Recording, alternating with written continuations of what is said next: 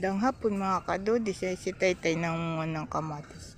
Dito din sa dulo to ng kalumpit yata. Bukid.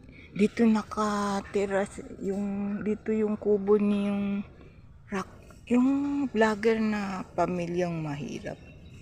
Dati, ngayon mayaman na. Mag-ama ko ng kamatis. Ayan o, yung hinog. Tabi-tabi ka, baka may nuno. Binibigay na nung may-ari kasi wala na.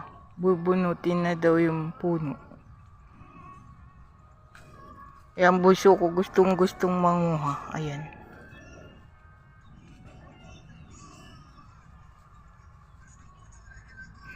Inuupahan daw nila yan, tinataniman eh.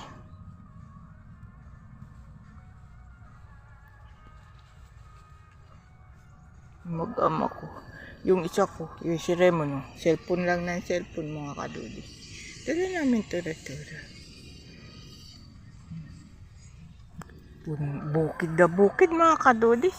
Puro lupa pa lang, mga maliliit na bahay pa lang nandito. Pag yung ito daw dati mga palaisdaan din.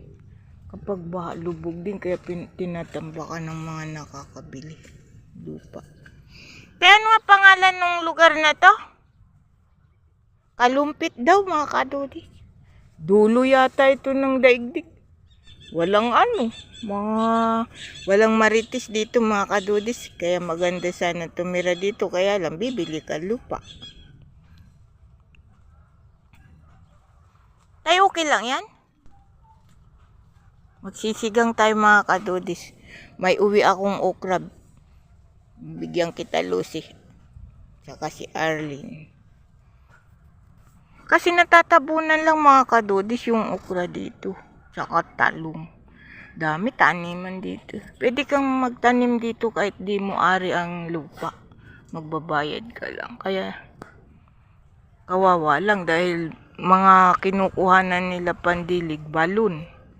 Kailangan may balon ka. Sige bibi. Galingan mo yung panghabuso. Mamaya, kating-kati ka.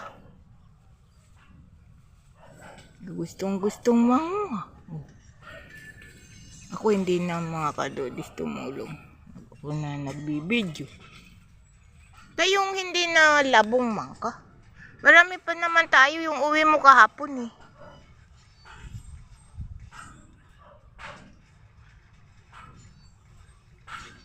Masipag magtanim si kahit napakadaming tanim. Kaya lang sayang natatabunan na ng mga lupang dinideliver. Karoon tayo ng kaibigan dito mga kadudis.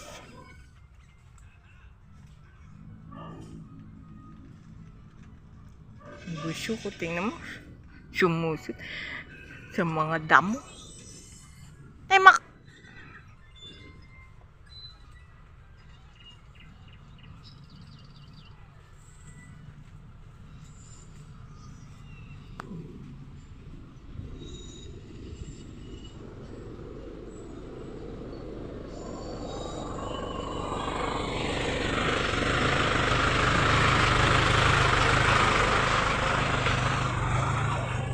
Bye mga kadudi.